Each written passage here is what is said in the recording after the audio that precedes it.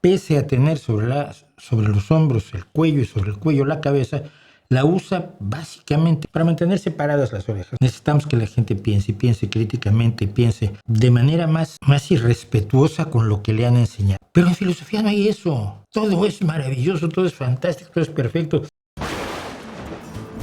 Yo no quiero que piense usted lo mismo que pienso yo, pero quiero que usted piense como mejor de lo que pienso yo, de ser posible incluso. Porque mucha gente desafortunadamente, pues, pese a tener sobre los hombros el cuello y sobre el cuello la cabeza, la usa básicamente para que no se le caigan las orejas. Pero necesitamos, para mantener separadas las orejas, ¿no? Pero necesitamos que la gente piense y piense críticamente y piense de manera más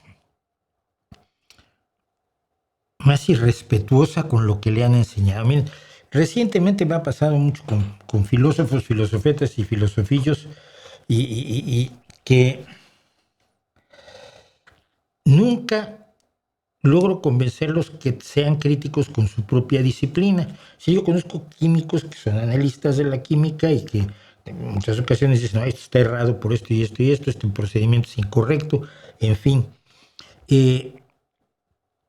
Conozco futbolistas que evidentemente te dicen, oye, no, pues mira, es que si tú tiras con la puntera en vez de tirar con la parte externa del pie, pues no le vas a poder dar el efecto que quieres para que la pelota describa una elegante curva y se clave allí donde hacen sus nidos las arañas y pueda ser un gran goleador. O gente que hace baloncesto y dice, no, mira, cuando vas a tirar triple no des un pasito antes, sino tira en el momento de recibir la pelota, deja los dos pies en el suelo y úsalos para impulsarte y tirar un triple. Son ejemplos. A uno le ha pasado toda la vida. Yo aprendí periodismo con gente que me decía, estás mal. ¿Por qué? ¿Por qué preguntaste esto? Pues me pareció buena la pregunta. Sí, pero se la preguntan cada vez que le hacen una entrevista. No, hombre, no.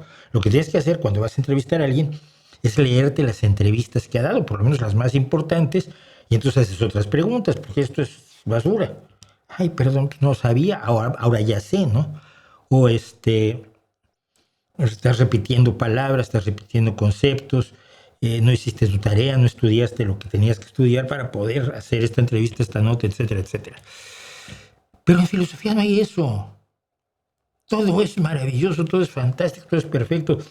Todos los pensadores hacen enormes aportaciones al debate sobre tal y cual y fal, y no hay una gota de autocrítica. Eso me parece alarmantísimo, ¿no? No sé, lo perfecto siempre me ha dado muchísimo miedo. Fuera de las matemáticas, lo perfecto es muy sospechoso, sobre todo porque cuando hurgas encuentras que no es perfecto, pero cuando se los dices se ofenden muchísimo. Hay que pensar críticamente acerca de todo lo que nos rodea, sobre todo aquello a lo que le tenemos muchísimo cariño.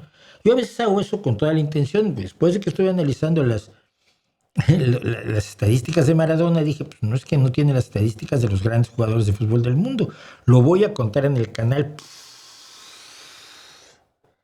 No, sos una mierda, che, lo que pasa es que los mexicanos odian a los argentinos. Y recibimos a todos los que echaron allí en su dictadura y los trajimos y son mis amigotes y viajábamos juntos y escribíamos libros juntos. No, odias a los argentinos. No, de verdad que no los odio. Y me considero que uno de los mejores escritores del siglo XX en español es Jorge Luis Borges y que el mejor jugador de fútbol de la historia es Messi. No soy muy argentino. No. Si no decís que Maradona es grande, sos antiargentino. Bueno, está bien, vale. La gente no sabe desafiar sus propias creencias y a eso es a lo que me gusta dedicarme a mí aquí y en otros lugares donde estoy.